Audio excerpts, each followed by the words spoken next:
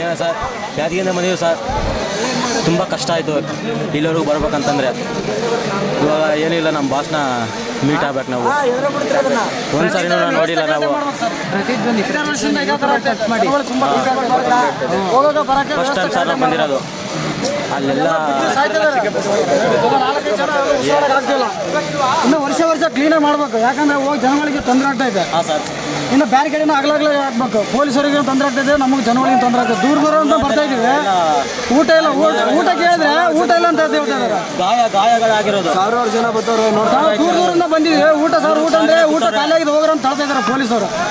ಅವರೆಲ್ಲ ಕರೆಕ್ಟಾಗಿ ಸಿಬ್ಬಂದಿ ವರ್ಗದವ್ರು ಎಲ್ಲ ಕ್ಲೀನಾಗಿ ಊಟ ಎಲ್ಲ ವ್ಯವಸ್ಥೆ ಮಾಡ್ಬೇಕು. ನೀರು ವ್ಯವಸ್ಥೆ ಇಲ್ಲ, ಎಲ್ಲ ನೀರು ಸಾಯ್ತಾ ಇದ್ದಾರೆ, ನೀರಿಲ್ಲ ಅಂತ. ನಾವು ದೂರದಿಂದ ಬಂದಿರ್ತೀವಿ, ಏನು ಮಾಡೋದು ಹೇಳಿ ನೋಡೋಣ. ನಾವು ಯಾದಗಿರಿಯಿಂದ ಬಂದಿರೋ ಸರ್. ಆಲ್ಮೋಸ್ಟ್ ಸರ್ ನಾವು 10 ಜನ ಬಂದಿರ್ತಾರೆ ಸರ್. ನಾವು ಯಾಕಂದ್ರೆ ಬೇಕಾದ್ರೆ ಎಲ್ಲ ಜಾಸ್ತಿ ಉತ್ತರ ಕನ್ನಡ ಅಭಿಮಾನಿಗಳು ಜಾಸ್ತಿ ಅಭಿಮಾನಿಗಳು. ನಮ್ಮ ನೀರಿನ ವ್ಯವಸ್ಥೆ ಇಲ್ಲ, ಏನಿಲ್ಲ. ಏನು ಹೆಚ್ಚು ಕಡಿಮೆ ಅದು ಯಾರು ಸರ್ ಹೇಳೋಣ. ನಾವು ಬಂದಿರೋ ನಮ್ಮ ಬಾಸ್ಗೋಸ್ಕರ.